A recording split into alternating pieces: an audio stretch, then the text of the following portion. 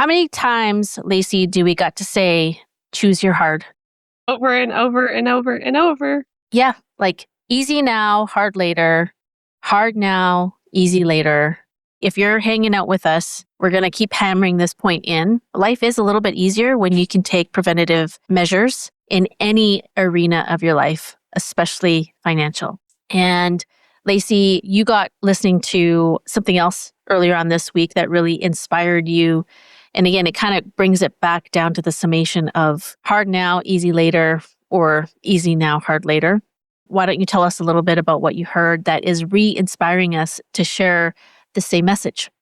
Just the topic, and not just at work, but just the topic keeps coming up of preparing financially, being responsible with our finances, not living beyond our means, going back to biblical principles where it says, don't be a slave to the lender, like you will be a slave to the lender if you have debt.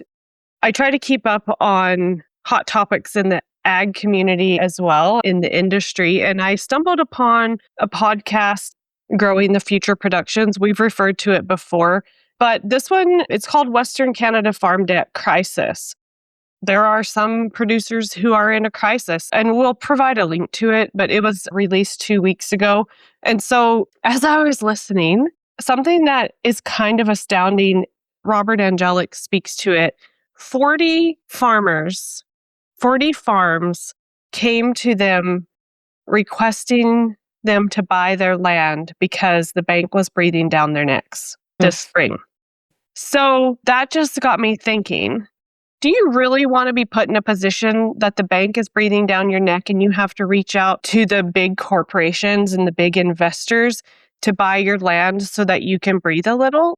That doesn't seem like a very inviting place to be. Yeah, it's heartbreaking to hear that. It's almost like a different form of GoFundMe. Becoming a motivated seller because your circumstances now are at the point where you can no longer handle it.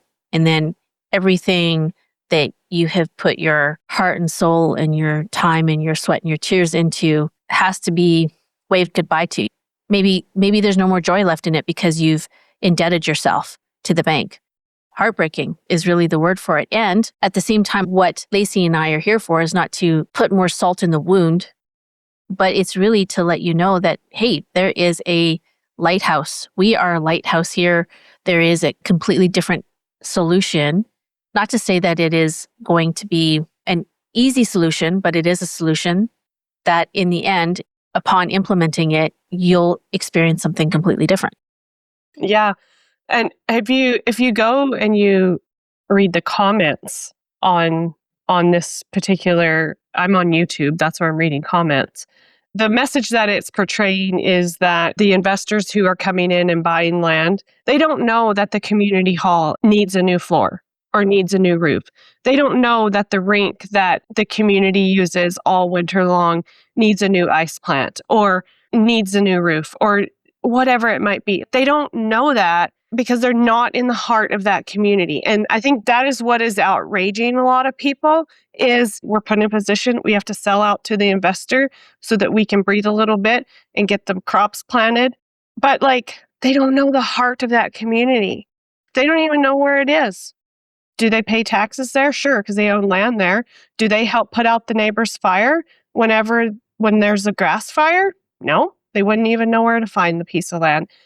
As I read these comments, that's what kind of fired me up today because we are selling ourselves out to the big investors when if we just take a look at how we're functioning in our finances and take a look at other options besides what the bank has to offer, there might be a way out that prevents you from having to sell out and call up the investors and say, hey, do you want to buy my piece of land so I can put my crops in the ground this year?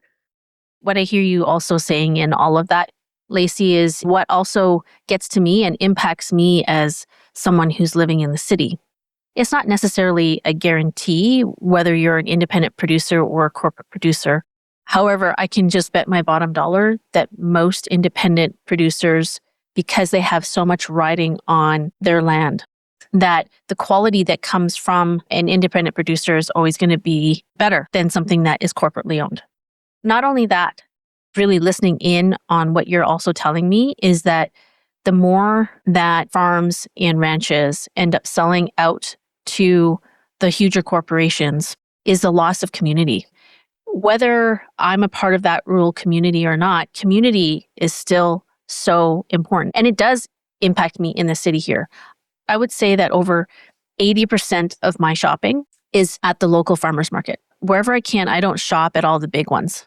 Wherever I can, I will shop at the local farmers market to support the independents because You're right. I'm an independent business owner too. I'm not a big corporation. We are not a big corporation, Lacey. No. The world as we know it today, if we didn't have the banking system, if we don't have the same kind of currency as we do now, what if the world stopped? What if we had no internet that we all live by right now? What have we got? We only have each other. Yeah. Community. We only have, we just have our community. Every single independent ranch, every single independent farm, it is your responsibility and your opportunity to get right with your finances so that you don't end up in this position. Yeah, for sure. So one of the comments on here says, in fact, maybe more of the young local people would have been able to afford to stay home and buy land if they didn't have to compete with an investor driving the prices up. Mm-hmm. And we have a solution for that right now. I mean, we can't change the momentum of what's already done. It's external circumstances. As much as anybody doesn't like that, I'm telling you, what Lacey and I do really does make a massive difference.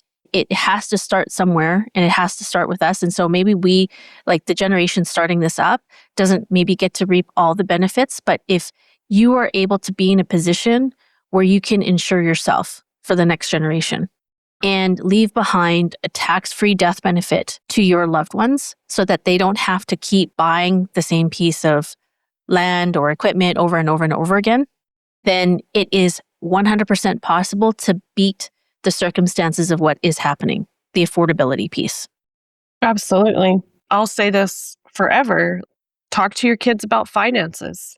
We talk to our kids about finances.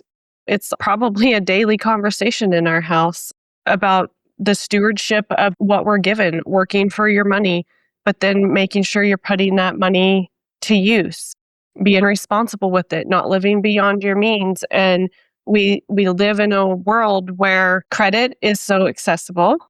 And if we are not educated on the dangers of credit, then, we find ourselves living, oh, well, I can just buy that new car because I can click a button online and be approved. Or, oh, hey, I have room on my credit card. I'll just go on a trip or whatever it might be. But down the road, eventually it's going to catch up with you, whether you're an employee somewhere or you're a farmer, you're a rancher, you're a teenager working for a neighbor on their farm or ranch. We say it all the time. If we don't tell our money what to do, our money tells us what to do. We're here to tell you there's an option. There's an option where we can keep more of our money. We can put it to work for us. We can help the next generation. And it all starts with purchasing the book and reading it. I spoke to 2 people today who purchased the book within the last couple of days. Both of them, because we have the audio version, they're already almost done with the audio version. And they're saying, I can't wait till I get my paper copy so I can look at the illustrations that you talk about in the book, so that I can apply it to my own life and see kind of how the numbers all work. They're learning something new. They're spending a few hours of their life. The one's in the combine and one's driving, and they've already consumed this content. And they're like, hey, thank you for reaching out. Mm-hmm. That was nice speaking to you. Glad to hear a person on the other end of the line. You're personable. That personal touch. Yeah, and to add more into what you're saying there, Lacey, if this is the first time you're really listening to us, you may not have any context as to, what our other episodes have really talked to up to this point, because now I guess we're past 100 to date. And actually, this month is 2 years. 2 years, and we are almost at 10,000 downloads. That's amazing. Mm-hmm. Amazing. There's different types of life insurance contracts. Ones that do produce a cash value, which is money that is accessible to you while you are alive, which actually lives up to the name of life insurance because you can actually use it during your life. And then there's the type of other insurance, which is also still called life insurance, which should actually be renamed as death insurance because you pay for it, but you don't actually get any living benefit other than the peace of mind that your loved ones or your responsibilities of debt are taken care of upon your graduation, right? Lacy and I quite often refer to, like, when we say life insurance, it's about using a specially designed life insurance contract that produces a living value to you. So not only are you going to have that peace of mind where you have a death benefit for your obligations, but also for your loved ones, but you also are able to access those funds while you are alive. Because quite often, whether you're in the farm or in the city, you feel like a sacrifice has to be made. When it comes to life insurance, it's like, well, I'd like to get this, but then it's like just more money out of my pocket. It's less liquid. So especially if you're one of those 40 farms that was calling up, this podcaster up, is like, hey, can you buy my land? You're in that position where getting a dividend paying whole life insurance contract, like the ones that we design, and they're not all made the same. So you got to come talk to us about it, is that you don't have to sacrifice anything. You could still meet the long-term desire to leave a legacy behind and take care of your responsibilities. And you're still able to access liquidity to function in your day-to-day operations and in your day-to-day life. And you're really going to see that spelled out in the book. Amen, sister. Amen, amen. Yeah, I think that this is a topic that we're just going to keep coming back to because the laws of psychology, like you have to hear something a certain number of times before it's like, oh, hey, maybe that does resonate with me. Or, okay, I've heard it this many times, so now I feel comfortable with looking into it. Because what if on the other side of your curiosity or your hesitation is the freedom? The freedom that you don't have to make that phone call to ask somebody to purchase your land so that you can get seed in the ground. What if you're able to just continue on like you are? Maybe you have to scale back your spending. Maybe you have to short-term sacrifice for long-term gain. I don't know. What if there's a way that you don't have to sell out? No one likes a sellout. No one wants to be a sellout if you No. don't have to. If we continue down this road of selling out to the big investors, there will be no land for the young people to purchase. So if we want to preserve the industry as it is, And the community. the community And too, the community. yes, we want to evolve and yes, we want to grow and expand. But if we put ourselves into a position where we have to sell out to the investors, that's going to have a trickle effect to where one day we wake up, the land is gone. Like, here's just one example that I know of. Now they want $400 more per acre than what they paid for it. Well, it's not worth that. And nor do the locals, maybe they have it, but they're not going to pay that for it. This happened. This is a true story. We were renting a piece of land that was bought by investors. We continued to rent it for 2 or 3 years until they wanted to increase the price of the rent so much that it made no sense to rent the land anymore. They don't know where that land is. They don't know what the piece next to it is renting for. They have no clue. They're in an office in Toronto and they don't know. They don't truly know what is a reasonable amount to rent that land for. So you know what? We said we're not renting it. That's one firsthand story that I have. The investors come in, things change. Right. The circumstances now make the situation unprofitable.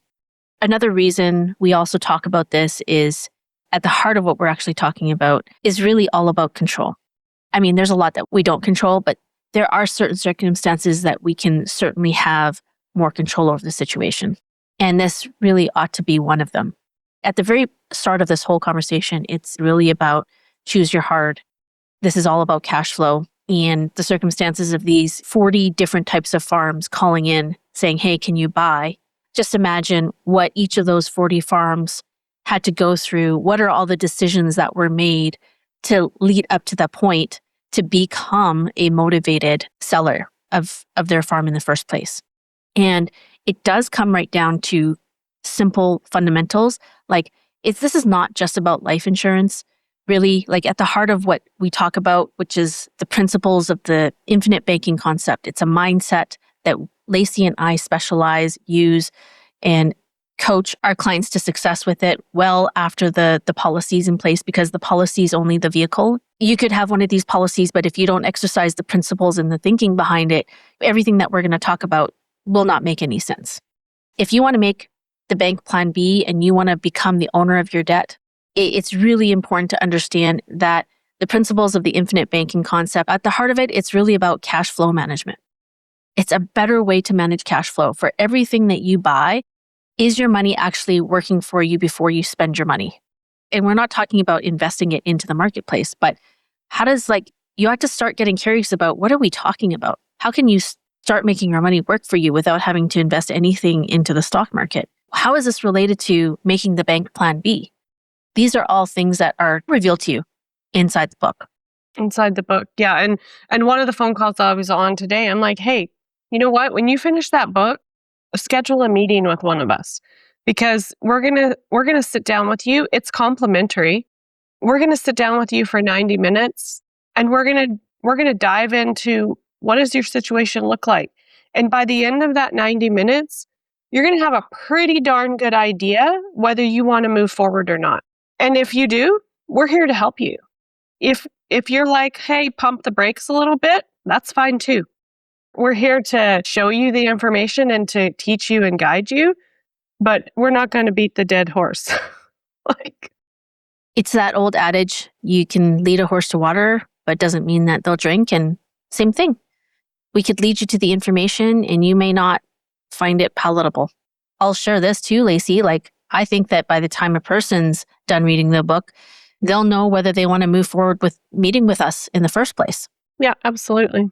And so that's a really nice way to actually walk into understanding what it is that we're talking about, when you can learn on your own accord, on your own time, without feeling like you have to have a whole bunch of meetings with us, feeling like we're here to convince you, because that is not what's happening here with the two of us. Yeah. So you know what? I don't know anybody who says, hey, I like to be controlled. I don't like any freedom. I don't like any choices. I like to be a slave to the lenders. I mean, I don't know anybody that likes those. So you know what to do. If you have listened to us for some time, you know that your first step is buying the book. That now comes with an audio. Yeah, you're going to get the paperback and audio version. So you can head over to our website, rancherway.com. That's where you can make your purchase. And your journey starts there, but it doesn't end. So also head over Apple, Spotify, iHeartRadio, or YouTube. Give us a 5-star review. We would love to have your feedback. Until next time. So glad you leaned in with us on the Winnie podcast. We truly hope you're feeling more informed and empowered to take another step towards optimizing your financial life. Right now, make sure you hit subscribe so you can keep growing and learning with us. Until next time, we wish you prosperity in every area of your life.